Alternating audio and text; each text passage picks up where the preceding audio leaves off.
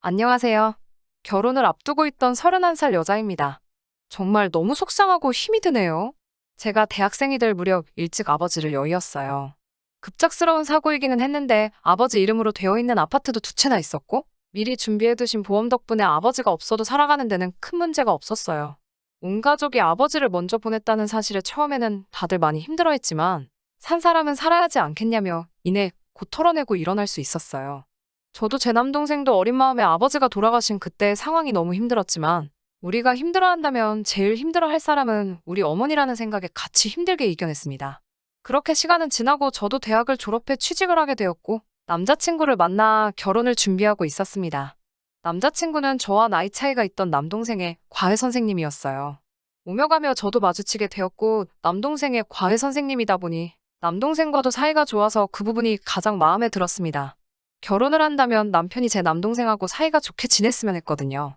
스드메를 알아보면서 제가 드레스 피팅을 하던 날에 어머니가 눈물을 뚝뚝 흘리시면서 제가 이렇게 예쁜 모습을 저희 아버지가 봤었어야 했다고 하시며 슬퍼하셨어요.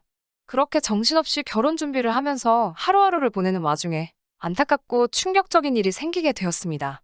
친구들하고 놀러 나가셨던 우리 어머니가 고속도로에서 교통사고가 크게 나게 되었고 그걸로 입원해 계시다가 결국 교통사고로 돌아가시게 되었습니다.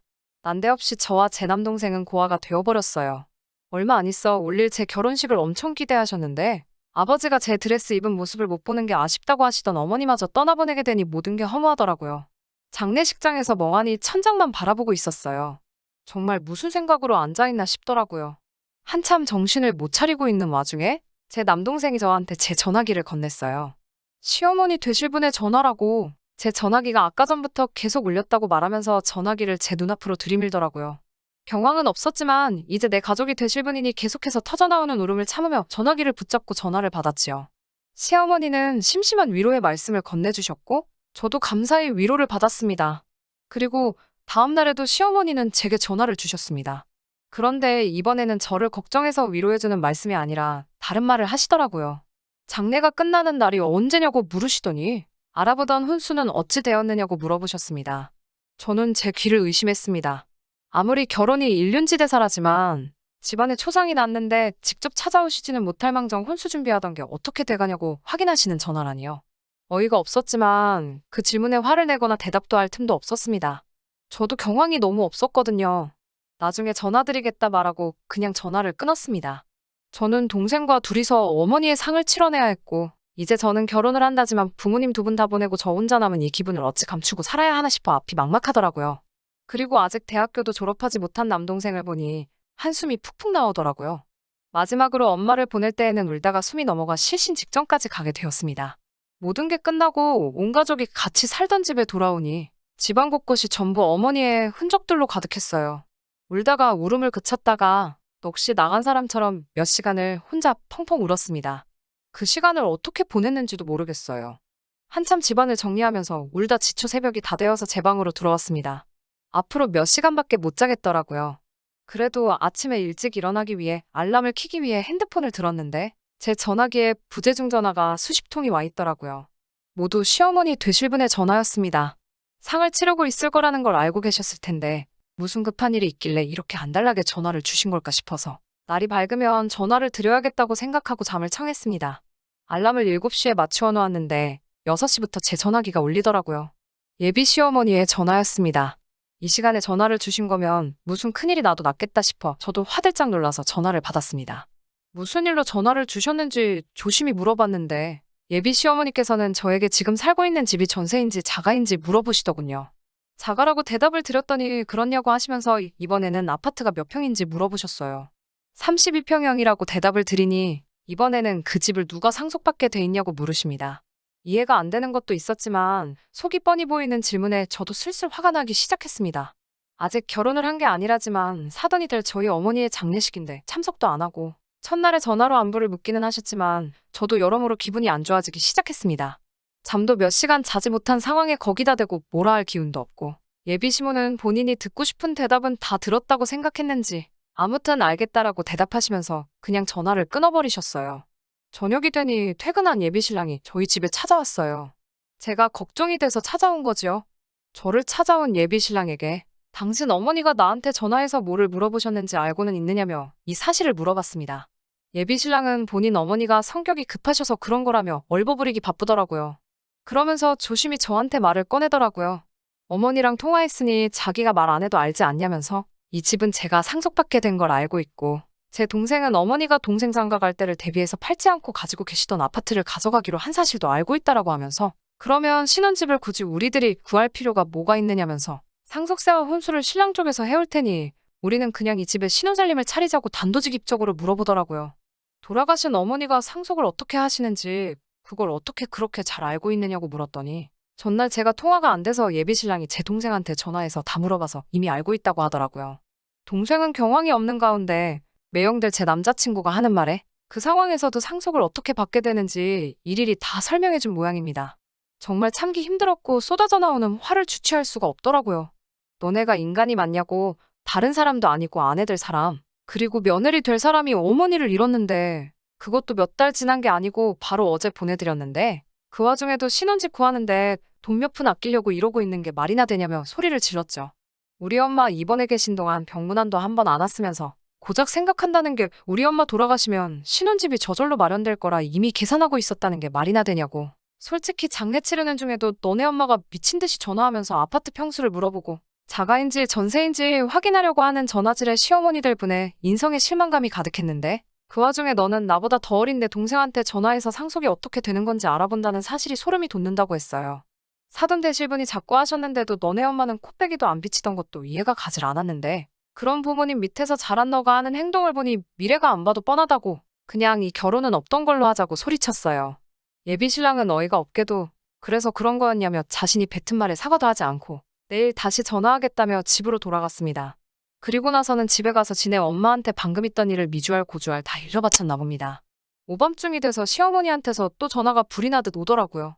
일부러 안 받고 있었는데 전화기가 꺼질 생각도 안 하고 계속 오는 전화에 본인들이 한 행동을 뉘우치고 이제 진정사과를 하려나 싶어 전화를 받았는데 저의 오산이었습니다. 사과는커녕 저한테 거래를 하자는 식으로 제안을 하더라고요. 이제 저한테 집이 생겼으니 상속세랑 혼수를 자기들이 해온다는 건 당연한 거고 거기에 돈을 더 보태줄 테니 집을 팔아서 현금화를 시키라고 제안을 하더군요. 저희 집을 판 돈과 자기들이 주는 돈을 합해서 더 큰 집을 구해주겠다고요. 예비 신랑이 더 큰 집을 구해주겠다고 하는 말을 빼먹었다고 그런 뜻이 아니었다고 오해하지 말라고 설명을 하는데 제 눈에는 그 두 사람이 인두겁을 쓴 하찮은 미물로밖에 보이지 않더라고요. 그 말이나 이 말이나 다를 게 뭔지 본인들이 진짜 잘못한 게 무엇인지는 끝까지 알지도 못하고 뚫린 입이라고 더 큰 집에 살게 될 테니 저한테 이득이라는 식으로 고집 좀 그만 부리라고 말하는 꼬라지를 보아하니 더 안 봐도 알겠더라고요. 상속받으면서 생길 세금이 앞으로 우리 결혼하고 나서 절약하게 될 돈이 문제가 아니고 앞으로 저한테 무슨 일이 일어난다고 한들 그 집구석에서 제가 받을 대우가 눈에 안 봐도 뻔했어요. 게다가 이제 부모님도 안 계시니 제가 시댁에 매여 살 거라고 생각하신 건지 저를 아주 만만히도 본 것 같습니다. 그 사람들한테는 지네 가족이 최우선이고 그 다음이 돈, 그리고 그 다음이 저라는 생각밖에 들지 않았습니다. 더 할 말이 없다고 해도 자꾸만 다시 생각해보라고 강요하는 말에 저는 그렇다면 내일 직접 얼굴을 보고 이야기하자고 말하고 전화를 끊었습니다. 그리고 저는 다음날 친척들을 전부 다 저희 집으로 불렀습니다. 만나기로 1시간보다 일찍 친척들을 소집을 했고 신발을 숨기고 전부 방에 들어가서 기다려 달라고 했어요. 친척들은 설마 사람들이 그러겠냐고 제 말을 믿지 않고 오히려 제가 어머니가 돌아가신 일로 마음의 상처가 커서 결혼을 뒤집으려고 하는 건가 하고 생각을 했거든요.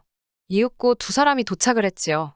제 말을 믿지 않는 친척들에게 제가 거짓말을 하는 게 아니라고 직접 들어보면 알 거라고 말하고 그냥 방 안에 있으면서 두 사람이 어떤 식으로 나오는지 듣기만 하라고 말하고 저 혼자 거실에 나와서 두 사람을 맞아 대화를 시작했습니다. 두 사람은 역시 저에게 사과를 하러 온 것이 아니었습니다. 여전히 어머니가 남겨준 집을 가지고 결혼 비용을 아끼기 위해 저에게 사탕발림을 하러 온 것이었어요. 저는 두 사람의 행동이 너무했다는 식으로 일관하고 쉽게 마음을 열려고 하지 않았습니다. 시어머니는 죽은 사람은 죽은 사람이고 산 사람들은 살아야 하지 않겠냐면서 제가 손해볼 것도 없는데 뭐가 문제냐고 점점 화를 내기 시작했어요. 그러고 나서는 하는 말이 이제 저는 고아나 마찬가지고 혼주석을 비워둔 채로 결혼식을 올린다는 사실이 아주 결혼식에 참석한 사람들에게 보여주기 부끄러워 죽겠지만 그런 와중에도 저를 며느리로서 받아주려고 하니 오히려 제가 시댁에 고마움을 느껴서 알아서 먼저 그 제안에 따라야 한다고 하더라고요. 대화를 할 필요조차 없는데 벌써부터 시어머니를 오며가며 하게 만든다고 쓴소리를 하게 만들며 예단은 필요가 없으니 그걸로 부조금을 한 셈치고 이제 그만 고집 꺾고 이 집을 팔아 더 큰 집을 구하든 엄마가 살던 집을 포기하기 싫으면 그냥 이 집에서 신혼살림을 차리든 알아서 하라며 저에게 역정을 내셨습니다. 그 말이 끝나기가 무섭게 방 안에서 저희 친척들이 우르르 나왔어요. 특히 저와 결혼할 예비신랑을 특히 더 마음에 들어하던 삼촌과 그를 친형처럼 따르던 제 동생의 표정은 실망감에 심하게 일그러져 있었습니다. 방 안에서 사람들이 몰려 나오니 두 사람은 당황해서 아까까지 신나게 떠들던 그 입을 꿈쩍도 하지 못하더라고요. 끝까지 본인들이 무슨 잘못을 했는지 깨닫지 못하고 결혼할 상대, 며느리 될 사람한테 이런 짓을 하는 게 사람이 맞냐면서 사회생활을 처음부터 다시 배워와야겠다고 몰아갔습니다. 세상천지에 사돈상 치르는데 재산이 어찌 되었냐고 묻는 사람이 어딨겠냐며 공감 능력도 터무니없이 부족하고 사람 알기를 우습게 아는 집안에는 이제는 제가 시집을 가겠다고 우겨도 보낼 생각이 없다며 두 사람 보고 이제 제 근처에는 얼씬도 하지 말라고 앞으로 제 앞에 다시 한번 나타난다면 그땐 재미없을 줄 알라며 한 소리를 했습니다. 두 사람은 결국 포기하고 돌아갔고 그 뒤로도 정말 후환이 무서운지 아무 연락도 없습니다.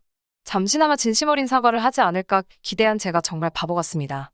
처음부터 이런 낌새를 알았더라면 좋았을 테지만 그래도 지금이라도 알게 되었으니 다행이라고 생각합니다. 이런 쓰레기 같은 집구석에 시집가지 말라는 엄마의 선물이라고 생각하라지만 돌아가신 어머니를 생각하면 고작 이런 걸로 어머니와 바꿔야 했냐는 생각이 들며 처음부터 눈치채지 못한 제 자신이 너무 원망스럽네요. 가끔씩 동생한테 연락을 시도해본다고 하는데 동생도 화가 풀리지 않아서 연락을 받고 있지는 않다고 하네요.